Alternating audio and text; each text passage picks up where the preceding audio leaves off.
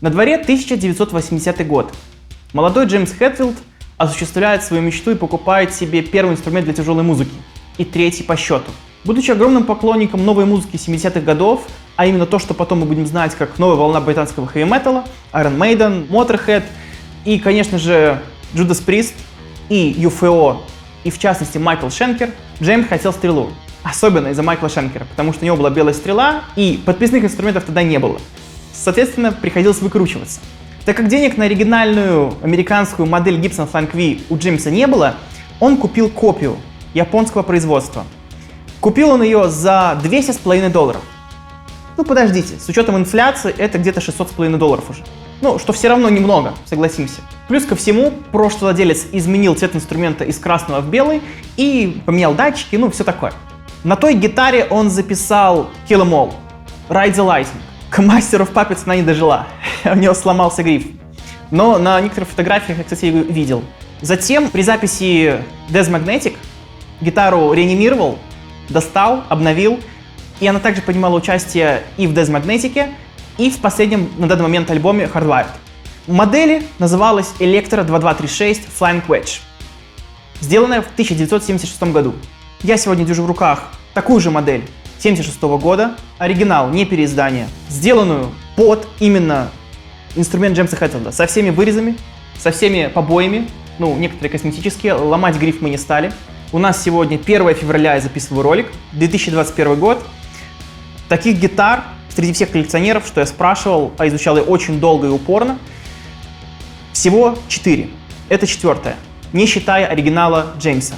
И это одна из самых ближайших реплик к гитаре Джеймса, которую он достал в 2008-м, обновил, поставил ежи, заменил лады и заменил все остальное. Починил, собрал и начал снова на ней играть.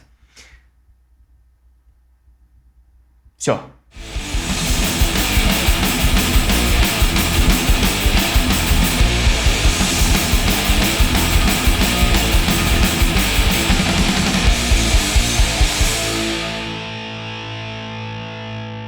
Пару лет назад у моих коллег в США была мысль создать подобный инструмент. Именно найти оригинал и сделать это все. В итоге на тот момент сошлись звезды, нашелся мастер, один из их знакомых, который работал в Гибсоне, и появилась возможность приобрести непосредственно оригинальную гитару. Оригинальную гитару в хорошем состоянии, потому что, ну, скажем так, 76-й год уже немногие дожили до сюда. Плюс ко всему повезло очень сильно, потому что она была в оригинальном кейсе, который, я думаю, у Джеймса не сохранился точно. Но это отдельная история.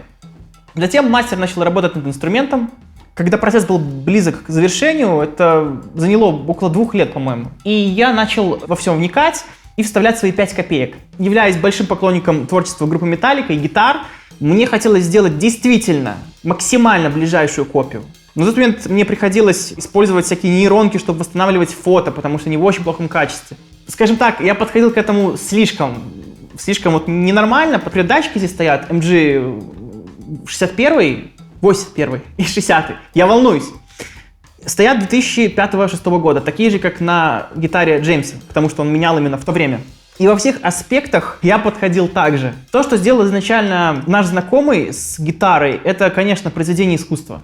Оставалось только довести до ума. И сделать что-то действительно максимально аутентичное, потому что хотелось, очень сильно хотелось сделать что-то особенное. Я думаю, у многих людей, особенно коллекционеров, такое желание всегда где-то есть.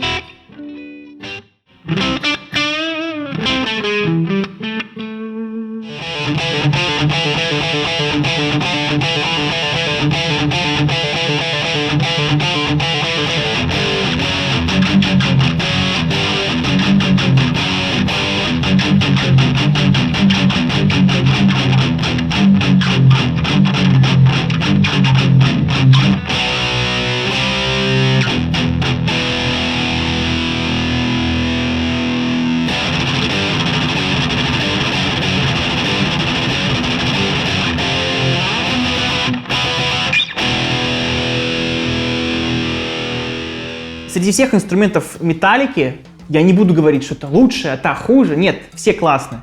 Но если говорить про историю, это первая гитара. Я не просто так здесь держу сзади винил. Переиздание от Blacknet. Неплохое. Не самое плохое. И здесь есть вкладыш, ну, как на оригинальном виниле 83 года. Здесь изображена эта гитара.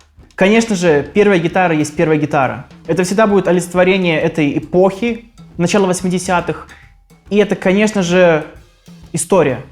История, притом, первых альбомов и сейчас последних. Потому что Джеймс не просто так ее достал. Он не использует, понятное дело, на сцене. На сцене он использует копию такую только от компании SP. Любит чувак копии Гибсона делать. И поэтому ощущение от этого инструмента просто неадекватное. Всеми фибрами души ты ощущаешь не только искусственно состаренную историю, потому что здесь половина всего натуральная, от возраста. Это не просто взять новый инструмент состарен, а ты понимаешь, что ты держишь оригинальную гитару из 70-го года, которая резонирует просто охренеть как.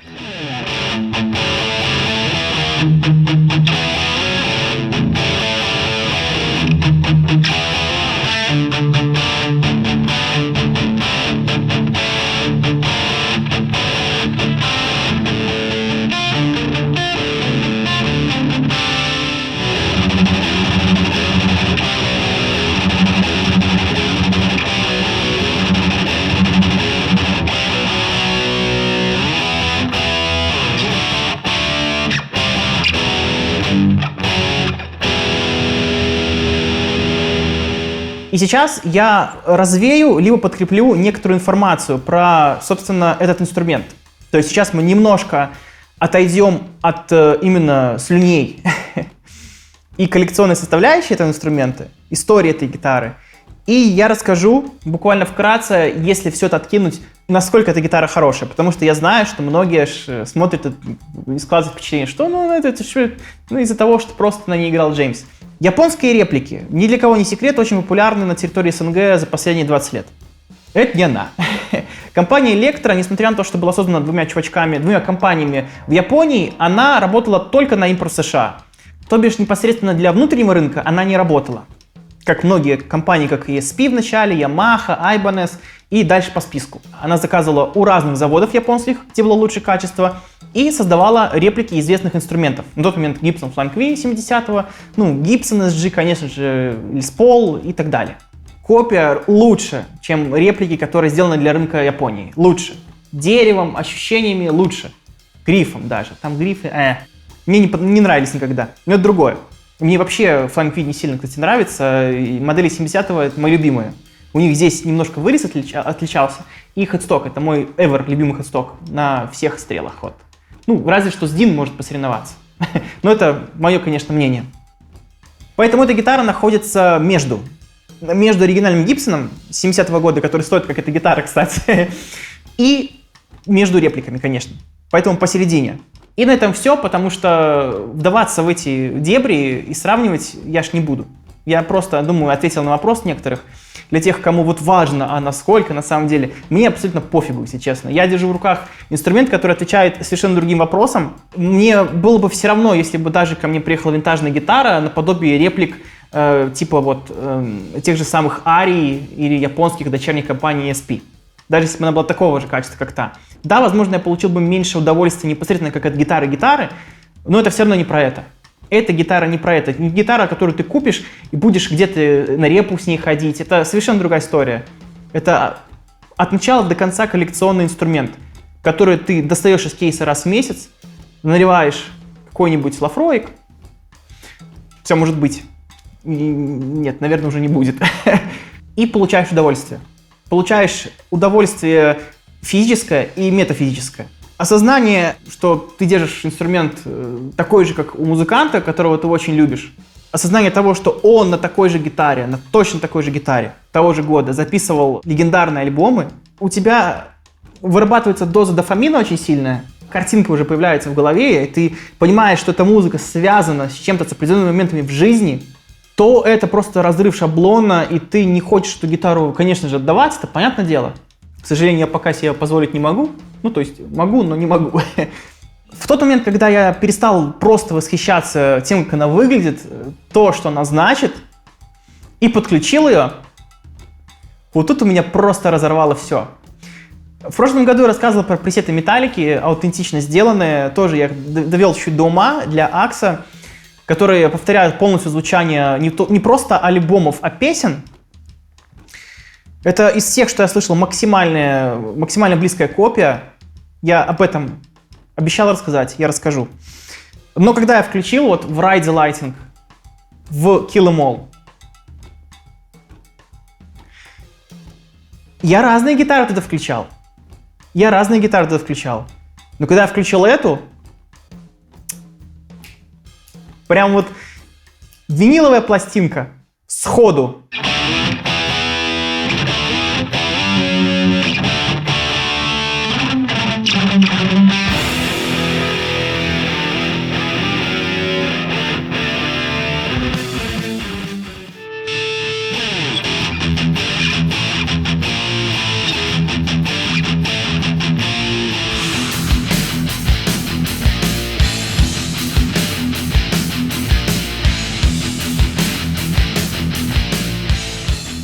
Затем я начал играть на других усилителях, потому что, мне хотелось действительно понять этот инструмент, в чем его смысл, в чем этот звук. И знаете, самое интересное об этом инструменте, что я всегда думал, что звучание Kill 'Em All — это продакшн того времени, сведение, мастеринг, условия записи и, конечно же, модифицированный Marshall, который Джеймс тогда сделал у одного чувака. Оказалось, ни хрена. Оказалось, это все эта гитара. В Spark, конечно, включал, в Yamaha свою THR включал, сюда Wax включал, там в Мессы, Фридманы, во все включал. И везде я слышал этот звук, этот дребезг, этот высокочастотный, в хорошем смысле, дребезг, который вот является вот этим гитарным запилом на Kill 'Em All. Этот звук, точнее, который вы слышите. Это все эта гитара. Я не знаю, насколько мне сейчас удастся это показать и передать. Как и многие музыканты, Джеймс свой звук построил, как оказалось, на этом инструменте. Потому что я всегда думал, что это, активы, одни датчики, другие усилители. У меня было и сейчас здесь огромное количество разных гитар с MG81 в бридже. Огромное количество. Это самый типичный датчик в тяжелой музыке. Он тут звучит совершенно по-другому. У него есть этот звук ежей, но если я включу не в пресет Металлики, там эмуляцию усилителя Фримана, известного американского, эта гитара звучит как Гибсон. Если бы провести слепой тест, никто бы не отличил в жизни, что это реплика. Никаким местом. Но при этом звук, этот жужжащий дребезг бензопилы, я так его называю, он очень чувствуется. Это гитара с огромным характером. Конечно, за счет того, что дерево максимально высушено, резонирует. Это охренеть. Это охренеть.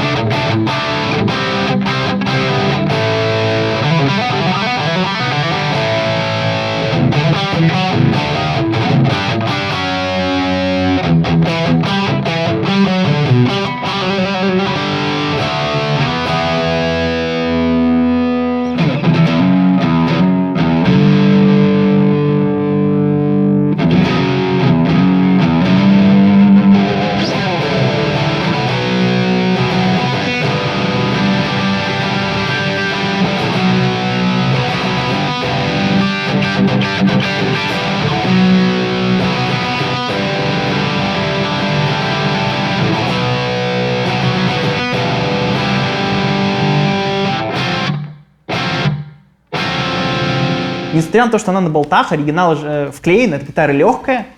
Я жду нормальные весы. Пока мои весы показали 3,6 килограмм, я думаю 3,5,5. Вот. Она очень легкая. Стоя, я понимаю, почему Джеймс поменял здесь крепление ремней. Здесь, в смысле, Ну вот, и я так ловил себя очень часто на мысли, особенно когда рассказывал про эту гитару друзьям, показываю, что ну вот он здесь делал, и показываю, ну это же не гитара Джеймса, но блин. В общем, когда ты сам забываешь, это, наверное, о многом говорит. Вот это вот, конечно, очень классно. Очень классно. Тут просто про внешку можно снимать отдельные ролики. И действительно, звук меня охренеть как поразил. Это просто вау. Во-первых, ни в какой еще гитаре так не звучали ежи. Конечно, похоже на кастомшопные модели, там, или просто кастом-модели, например, ASP Clash Vintage. Там тоже ежи звучали очень-очень по-другому. Был призвук ежей тот, более чувствовался, но вот здесь дерево берет на себя все.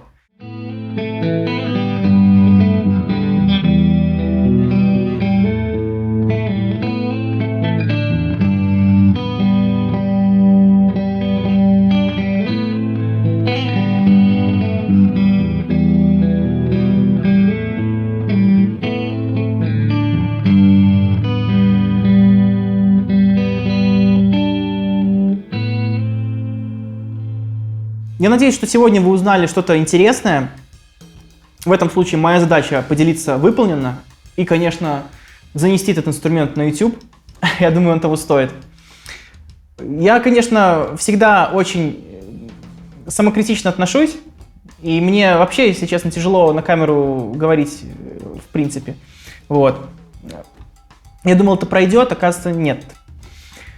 Поэтому... В общем, знаете, когда нет слов, это лучшие эмоции. Это самые лучшие эмоции. Возможно, в этом и кроется секрет. И что не нужно себя ничего выдавливать. Просто молчишь, играешь, кайфуешь.